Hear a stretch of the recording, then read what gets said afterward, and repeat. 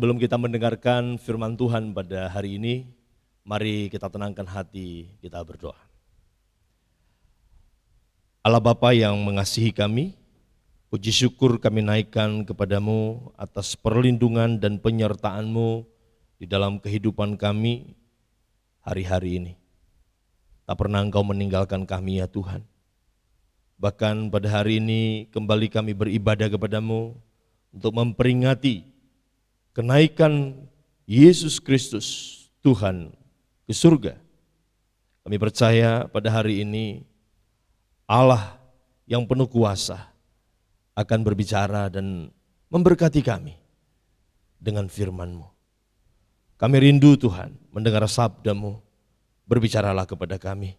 Jamalah hati kami dengan kuat kuasa daripada Roh Kudus-Mu, sehingga hati dan pikiran kami sepenuhnya tertuju hanya kepada Engkau saja. Tuhan, kami mau menikmati firman-Mu pada hari ini.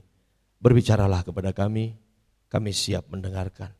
Terima kasih Tuhan Yesus, kami siap mendengarkan firman-Mu di dalam nama Tuhan Yesus. Amin. Bapak Ibu Saudara-saudari yang terkasih, kita bersyukur pada hari ini kita bisa beribadah untuk memperingati hari kenaikan Yesus Kristus ke surga. Saudara, dalam setiap kesempatan ibadah-ibadah penghiburan yang diadakan, jika saya melayani, saya seringkali menyampaikan kepada keluarga yang sedang berduka maupun kepada siapa saja yang hadir pada saat itu, bahwa kematian bukanlah akhir dari kehidupan kita. Namun kematian boleh dikatakan sebagai awal dari kehidupan yang baru, yaitu rencana Allah di dalam kekekalan. Tentu rencana Allah di dalam kekekalan ini berbicara tentang kehidupan yang terbaik yang Tuhan Yesus sediakan bagi kita umatnya, yaitu tinggal bersama-sama dengan Kristus untuk selama-lamanya. Oleh sebab itu dia naik ke surga ya, untuk menyiapkan tempat bagi setiap kita. Sehingga kehidupan yang sedang kita nanti-nantikan, orang-orang yang percaya itu pada waktunya Tuhan datang kedua kali. Ya, artinya masa depan kehidupan yang terbaik itu akan dia berikan pada saat dia datang kedua kali bagi setiap kita yang percaya kepadanya. Oleh sebab itu di dalam Tuhan Yesus ada pengharapan. Amin. Ada pengharapan, saudara. Kita harus meyakini bahwa apa yang menjadi janji Tuhan bagi murid-muridnya juga janji Tuhan bagi kita. Sehingga pada hari ini ketika kita memperingati kenaikannya ke surga, itu berarti bukan dia meninggalkan kita, tetapi dia akan datang kedua kali untuk memberikan tempat bagi kita. Dia akan membawa kita ke tempat yang telah dia sediakan. Inilah tema kita pada hari ini, yaitu He never leave us. Dia tidak pernah meninggalkan kita. Bapak Ibu Saudara-saudari yang terkasih, di dalam Yohanes pasal 14 ayat pertama saudara, di sana Yesus memberikan sebuah pesan. Pada saat perjamuan makan malam terakhir, yang kita kenal kemudian perjamuan kudus, pesan yang dia sampaikan kepada para murid-muridnya, menjelang dia akan ditangkap dan disalibkan. Di dalam ayat yang pertama di pasal 14, kitab Yohanes ini saudara, di sana dicatat, janganlah gelisah hatimu, percayalah kepada Allah, percayalah juga kepadaku. Bapak Ibu Saudara-saudari yang terkasih, kepada para murid-muridnya Tuhan Yesus berkata, janganlah gelisah hatimu. Sekali lagi Yesus berkata, janganlah gelisah hatimu. Mengapa perkataan ini disampaikan oleh Yesus kepada murid-muridnya pada waktu itu? Apa pentingnya Yesus berkata kepada murid-muridnya, jangan gelisah hatimu? Apa alasannya? Saudara, Pada saat itu memang keadaan kejiwaan daripada murid-muridnya, suasana batinia mereka, yaitu mereka sedang berada di dalam rasa gelisah. Gelisah yang memenuhi hati para murid-murid karena Yesus mengatakan kepada mereka bahwa tidak lama lagi Yesus akan dikhianati oleh salah satu dari mereka. Dan mereka bertanya-tanya, siapa itu? Bahkan tidak hanya itu, Yesus berkata bahwa dia akan ditangkap, dia akan diadili secara tidak adil. Dan juga dia akan dianiaya sampai mati. Tidak berhenti sampai di situ. Yesus juga menjelaskan kepada mereka bahwa mereka akan tercerai-berai. Belum lagi Petrus yang akan menyangkal bahwa dia mengenal Yesus. Bapak ibu saudara-saudari yang terkasih, keadaan suasana batinia murid-murid Tuhan pada malam terakhir perjamuan itu saudara. Keadaan mereka adalah keadaan di mana mereka akan segera menghadapi satu keadaan dan itu keadaan bukan yang mudah. Artinya masa yang sukar sedang berada di hadapan mereka dan untuk itu mereka tidak perlu gelisah, kata Yesus. Ya, karena bukan saja mereka akan menghadapi masa sukar seperti yang saya katakan tadi, tapi masa sukar itu adalah masa sukar yang mereka tidak akan mampu mengatasinya.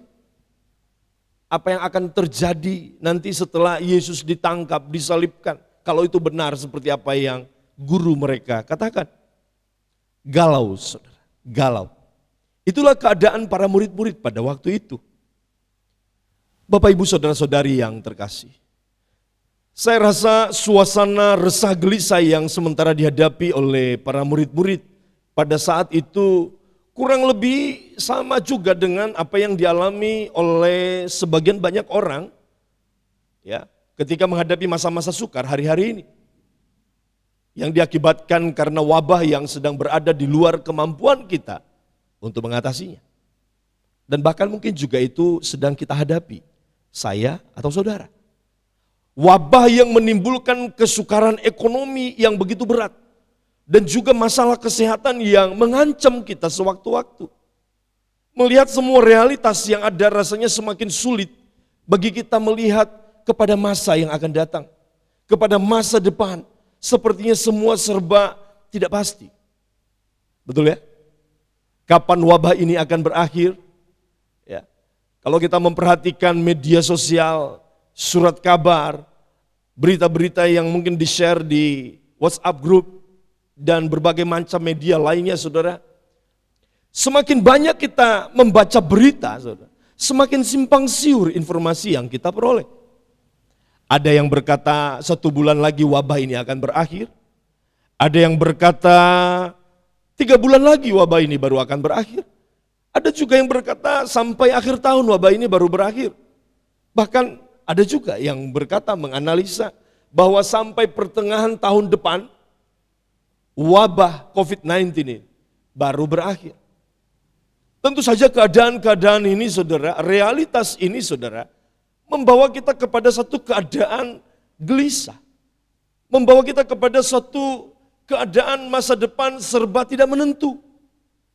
Informasi-informasi beredar juga serba tidak jelas. Tentu saja tidak sedikit dari kita juga merasa gelisah, betul saudara? Kita mungkin bertanya, masih adakah pengharapan? Masih adakah hari esok? Ya, pertanyaan itu membayangi banyak orang. Rasa galau, rasa gelisah memenuhi banyak hati setiap kita. Nah Bapak Ibu Saudara-saudari yang saya kasihi, keadaan ini jugalah yang dihadapi oleh para murid pada waktu malam terakhir sebelum Yesus akan ditangkap dan disalibkan. Sehingga Yesus berkata kepada murid-muridnya yang sedang gelisah itu, jangan gelisah hatimu. Dan juga kepada kita pada saat ini Yesus berkata, jangan gelisah hatimu.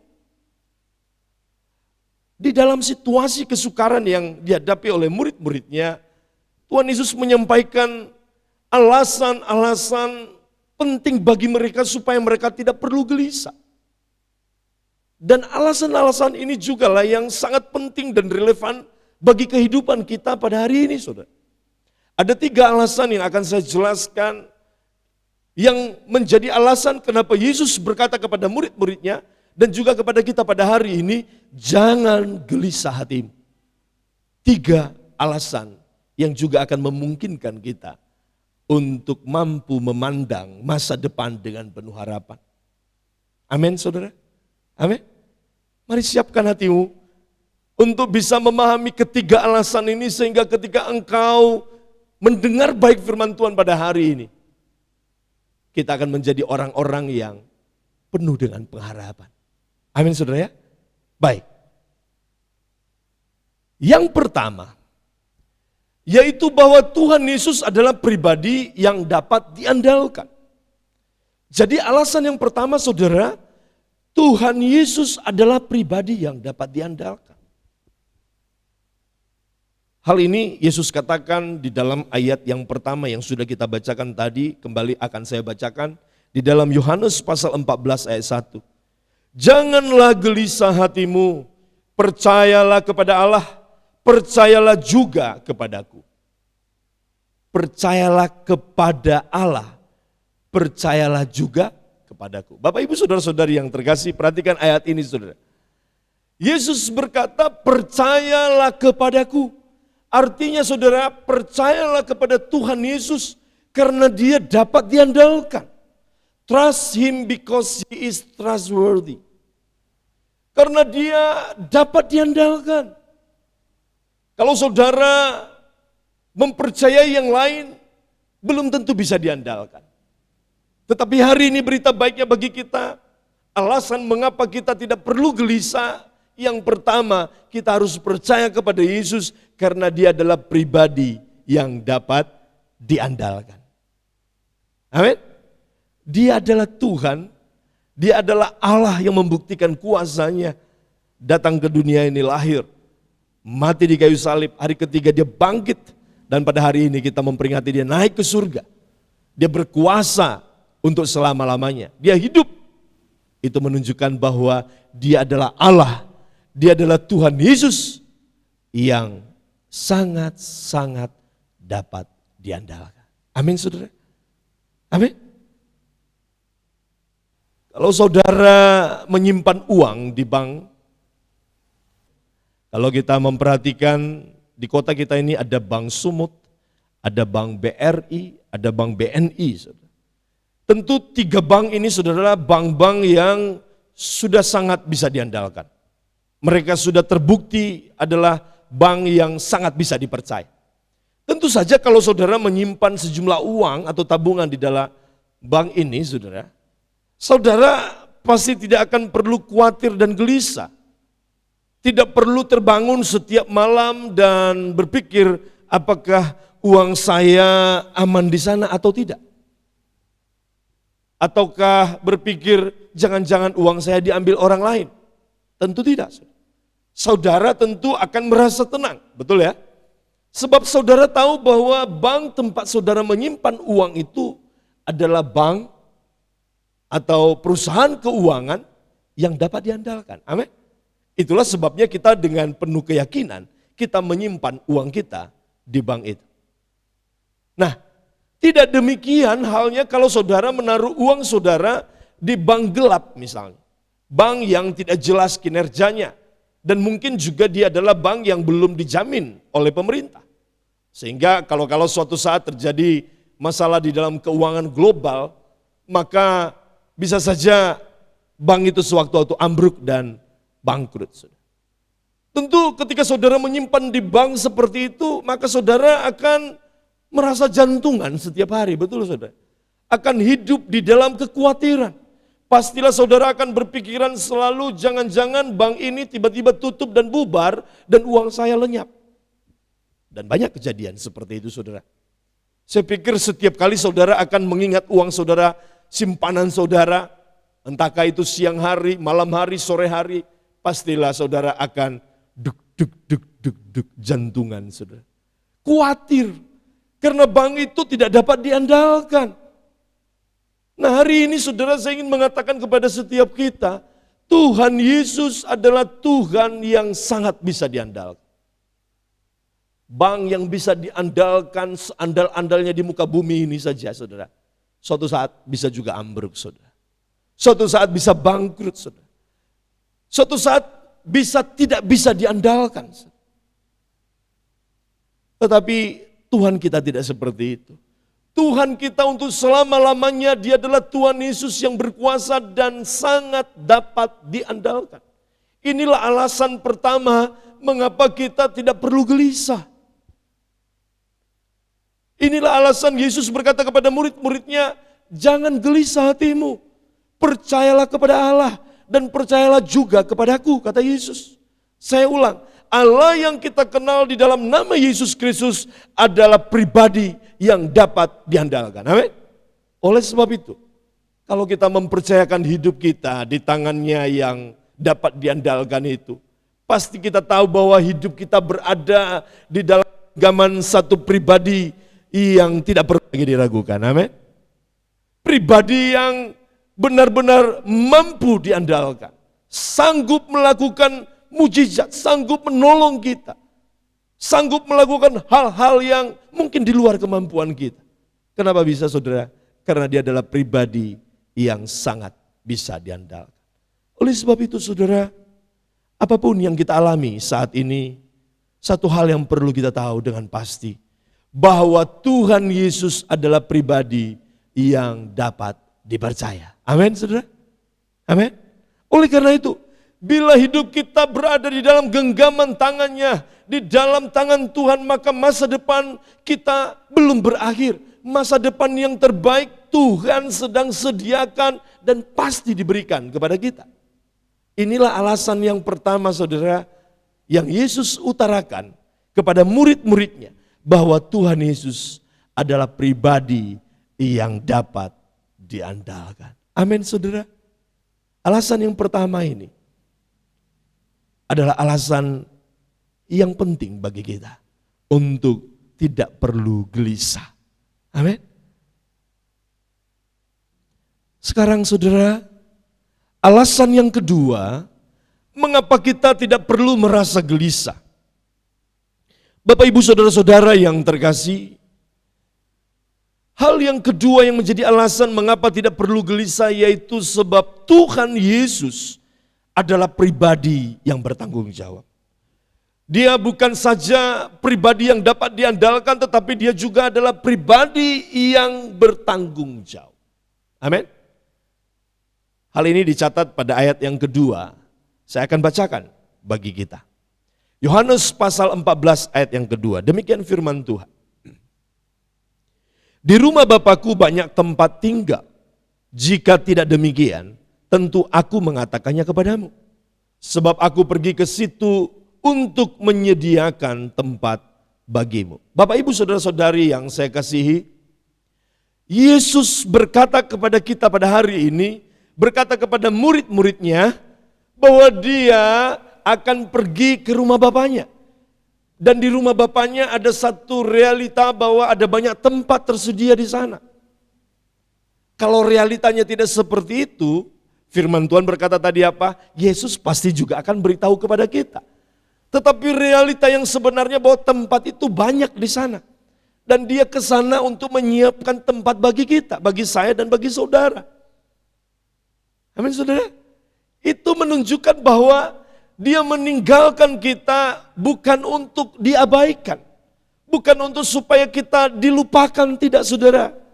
Dia tidak pernah meninggalkan kita lalu melupakan kita. Tidak. Tetapi Yesus naik ke surga dengan sebuah tanggung jawab yang besar, yaitu menyediakan tempat bagi kita. Amin. Itulah yang menunjukkan bahwa Tuhan Yesus adalah pribadi yang bertanggung jawab. Sehingga kita tidak perlu gelisah, saudara. Kita tidak perlu khawatir tentang apapun juga. Karena Tuhan sedang menyediakan sesuatu yang terbaik bagi kita. Bapak, Ibu, saudara-saudari yang saya kasihi, kalau kita melihat kehidupan di bawah kolong langit ini, kita menemukan ada orang yang disebut dengan orang-orang yang jahat. Orang-orang yang melakukan kejahatan karena kebutuhan. Kalau kita melihat berita-berita, saudara, ada orang berani mencuri, Ada orang berani merampok karena hendak mencukupkan kebutuhan anak istrinya, mencukupkan kebutuhan keluarganya. Dia merampok, dia merampas yang bukan haknya. Di dalam pikiran sebagai seorang manusia kita akan berpikir, ya dia melakukan itu demi untuk kebaikan keluarganya. Ya, tetapi caranya salah. Itu orang jahat, saudara. Tetapi ada juga seperti kita, ya boleh dikatakan kita adalah orang-orang baik, anak-anak Tuhan. Tentu kita juga akan memikirkan yang baik bagi keluarga kita, bukan?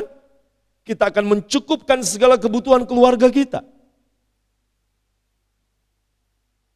Itu menunjukkan bahwa kita bertanggung jawab atas apa yang Tuhan berikan bagi kita. Saya sebagai suami, sebagai ayah bagi anak-anak saya harus bertanggung jawab dengan kebutuhan sekolah mereka, kebutuhan hidup mereka. Itu menunjukkan bahwa saya bertanggung jawab. Nah, orang jahat, kita sebagai anak-anak Tuhan, tahu tentang hidup bertanggung jawab, apalagi Tuhan kita. Dia adalah pribadi yang bertanggung jawab.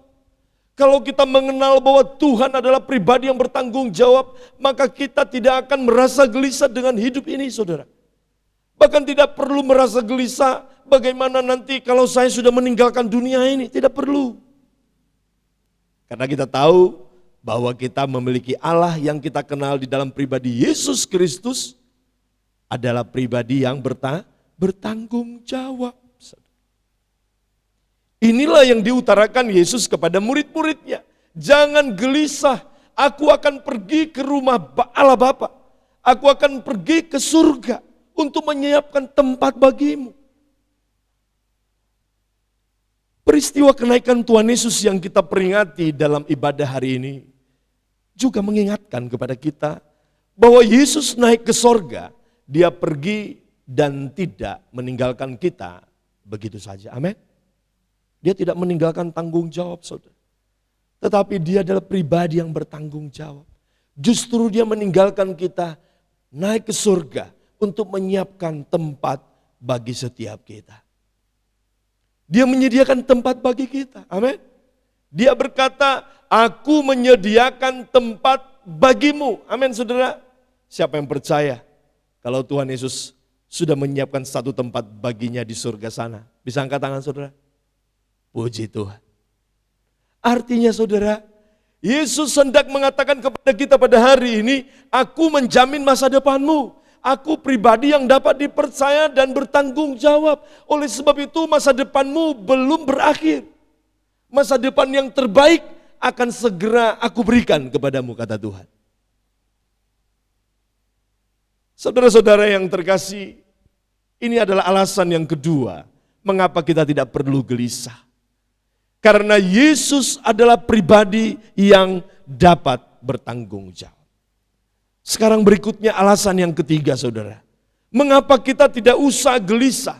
Mengapa kita tidak perlu gelisah? Yaitu karena Tuhan Yesus adalah pribadi yang setia. Sekali lagi, karena Tuhan Yesus adalah pribadi yang setia. Dia bukan saja pribadi yang dapat diandalkan. Dia bukan saja pribadi yang bertanggung jawab. Tetapi juga hal yang ketiga, saudara, dia adalah pribadi yang setia. Ini adalah alasan ketiga, mengapa kita tidak perlu gelisah hati kita. Hal ini terungkap dari apa yang Yesus katakan kepada murid-muridnya, bahwa ia akan pergi ke rumah Allah Bapa di sorga. Saya akan bacakan kembali pada ayat yang ketiga. Demikian firman Tuhan. Dan apabila aku telah pergi ke situ dan telah menyediakan tempat bagimu, aku akan datang kembali dan membawa kamu ke tempatku, supaya di tempat di mana aku berada, kamu pun berada. Luar biasa, saudara ya. Yesus pergi dan akan datang kembali untuk membawa kita ke tempat yang telah Dia sediakan. Amin. Dia tidak pernah melupakan kita. Dia adalah pribadi yang setia. Dan di dalam kesetiaannya, Yesus akan menyertai kita untuk selama-lamanya. Amin. Dia menyertai kita, saudara. Di dalam konteks masa kini di mana kita hidup pada saat ini, Yesus juga tetap menyertai kita dengan Roh Kudus-Nya. dengan tuntunan Roh Kudus-Nya menyertai kita hari demi hari dan di masa depan, yaitu kehidupan setelah di dunia ini saudara. Yesus juga menantikan kita, dia memberikan tempat bagi kita dan dia menyertai kita dengan firman seperti yang dikatakan tadi apa saudara, dia akan hidup bersama-sama dengan kita untuk selama-lamanya. Kita akan tinggal bersama dengan dia. Di mana Yesus ada, kita juga ada di sana. Amin. Tuhan tidak akan pernah meninggalkan kita sebagai yatim piatu. Baik di dunia yang sekarang kita hidupi maupun di dunia yang akan datang. Oleh sebab itu saudara, apapun yang sedang kita alami hari ini, kita tahu bahwa kita tidak pernah sebatang kara. Amin. Tuhan Yesus yang setia senantiasa menyertai kita. Bila mungkin hari-hari ini, atau bila mungkin keadaanmu engkau hidup sebatang kara, tidak memiliki siapa-siapa di dunia ini, saya mau katakan kepada saudara, engkau memiliki Tuhan Yesus yang senantiasa mengasihi engkau, yang senantiasa menyertai engkau. Dan kalau Yesus menyertai kita saudara, maka kita tahu bahwa di setiap masa dan musim kehidupan ini, dia ada di sana. Dia selalu memberi yang terbaik kepada kita. Amin. Dia ada. Sama seperti lagu yang berkata, Engkau ada bersamaku di setiap musim hidupku. Amin saudara. Dia ada di dalam setiap musim hidup kita. Dia tak pernah meninggalkan kita. Dan masa depan yang dia janjikan sungguh-sungguh ada saudara. Dan harapan kita kepadanya tidak pernah hilang. Amsal 23 ayat 18 berkata, karena masa depan sungguh ada dan harapanmu tidak akan hilang. Bapak ibu saudara-saudari yang saya kasihi, sebentar lagi kita akan berdoa dan mengingat kasih setia Tuhan melalui perjamuan kudus. Mari siapkan roti dan anggur yang telah saudara terima atau yang sudah saudara sediakan sendiri. Bapak Ibu, melewati masa-masa yang tidak mudah seperti yang sedang kita hadapi sekarang ini, kita tidak perlu merasa khawatir. Amin. Kita tidak usah mengizinkan rasa gelisah menguasai hati kita. Sebab kita tahu saudara, bahwa yang pertama Tuhan Yesus adalah pribadi yang dapat dipercaya. Amin. Yang kedua Tuhan Yesus adalah pribadi yang bertanggung jawab. Dan yang ketiga saudara, Tuhan Yesus adalah apa? Pribadi yang setia. Saudara-saudari yang terkasih, kehidupan kita belum selesai. Walaupun saat ini kehidupan terasa sukar, ya, karena dampak wabah yang sedang melanda dunia ini.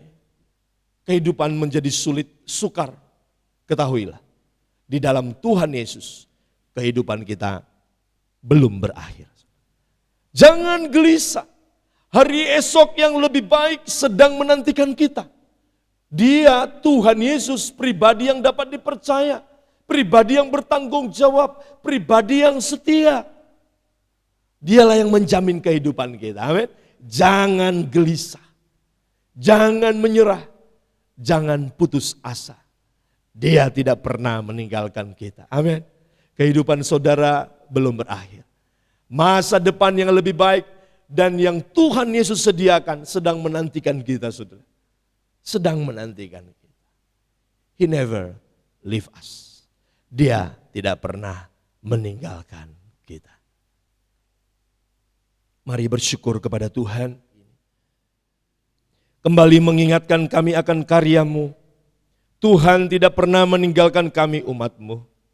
Kami percaya bahwa Engkau pribadi yang dapat diandalkan.